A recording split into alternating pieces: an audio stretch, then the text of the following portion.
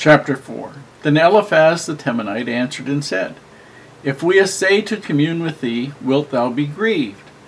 But who can withhold himself from speaking? Behold, thou hast instructed many, and thou hast strengthened the weak hands. Thy words have upholded him that was falling, and thou hast strengthened the feeble knees. But now it is come upon thee, and thou faintest. It toucheth thee, and thou art troubled. Is not this thy fear, thy confidence, thy hope, and the uprightness of thy ways? Remember, I pray thee, whoever perished being innocent, or where were the righteous cut off? Even as I have seen, they that plow iniquity and sow wickedness reap the same.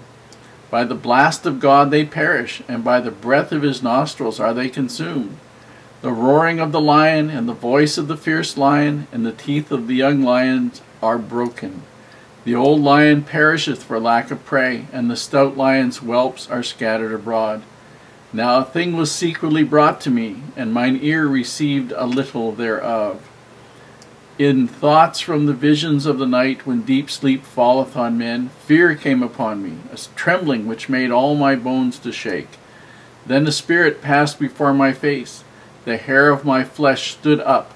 It stood still, but I could not discern the form thereof. An image was before mine eyes. There was silence, and I heard a voice saying, Shall mortal man be more just than God? Shall a man be more pure than his Maker? Behold, he put no trust in his servants, and his angels he charged with folly. How much less in them that dwell in houses of clay, whose foundation is in the dust, which are crushed before the moth. They are destroyed from morning to evening, they perish forever without any regarding it. Doth not their excellency which is in them go away? They die, even without wisdom. Here in chapter 4, we have Eliphaz, who is one of Job's friends, quote friends,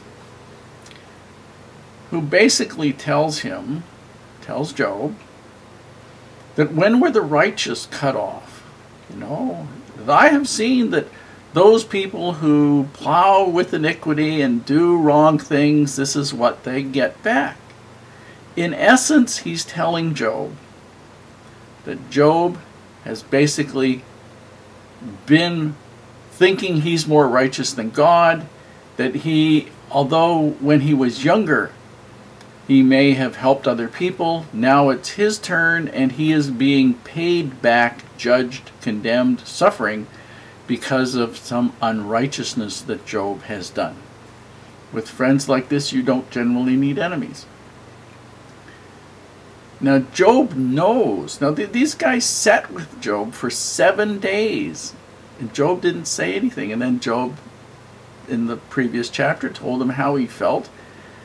And they're telling him, it's all your fault. They're judging him. And it's sort of interesting because Job knows he hasn't tried to be more righteous than God. He's not a self-righteous guy.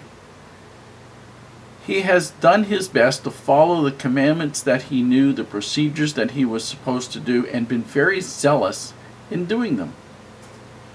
God himself, according to this, judged him to be righteous and pure in the very beginning. And when you run across somebody like that, the thing to understand is that bad things do happen occasionally, sometimes more frequently, to good people. And yes, people can bring sin upon themselves, can sin and bring things upon themselves, but that isn't the only reason why bad things happen to good people.